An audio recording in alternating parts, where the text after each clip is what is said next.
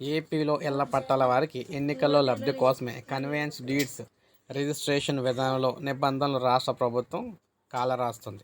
రాష్ట్రంలో 2019 నుంచి ఇళ్ల పట్టాల పంపిణీ ప్రారంభమైంది. జగనన్న కాలంలో ఇచ్చిన స్థలాల్లో కొందరు బేస్మెంట్ వరకు నిర్మించుకున్నారు. మరికొందరు ఇళ్ల నిర్మాణాన్ని పూర్తి చేసేందుకు ఇటీవల ఇళ్ల స్థలాలను కూడా చూపించి ప్రభుత్వం డీడ్స్ అందజేస్తుంది. ఇది రిజిస్ట్రేషన్ శాఖ నిబంధనలకు విరుద్ధం.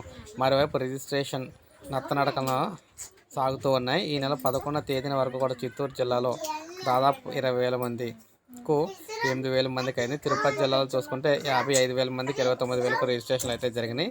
ఇక మిగిలిన వరకు అయితే ఇంకా జరుగుతూ ఉన్నాయి. ఇప్పటి వరకు 18,30,000 వరకు కన్వేయన్స్ డీడ్స్ ముద్రించగా 8,79,00,000 మందికి మాత్రమే అందజేశారు. అధికార పార్టీకి అనుకూలంగా ఉన్నవారికి మొదట రిజిస్ట్రేషన్ జరుగుతున్నాయి.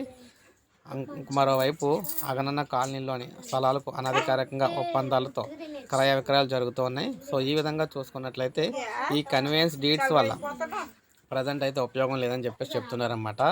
ముఖ్యంగా ప్రకారం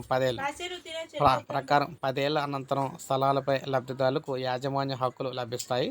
దీనికి కన్వేయన్స్ డీడ్స్ పేరుతో రిజిస్ట్రేషన్ అవసరమే లేదు. కానీ ఎన్నికల్లో లబ్ధి పొందేందుకే రాష్ట్ర ప్రభుత్వం ఇలాంటి ఆలోచనలు చేస్తుందని చెప్పేసి విమర్శిస్తూ ఉన్నారన్నమాట. సో ఈ విధంగా ప్రజెంట్ అయితే 8 లక్షల మందికి అయితే కన్వేయన్స్ డీడ్స్కు పంపిణీ చేయడానికి అయితే ఇచ్చారు. మిగిలిన వాళ్ళందరూ కూడా ఇవ్వాలి రిజిస్ట్రేషన్ డాక్యుమెంట్ పత్రాలు. సో తొందరలోనే మ్యాక్సిమం ఎన్నికలు అవ్వకముందు ఇవైతే ఇస్తారనమాట. ఎందుకంటే ఎన్నికల్లో ఎడవడైతే ఉంటుంది కాబట్టి.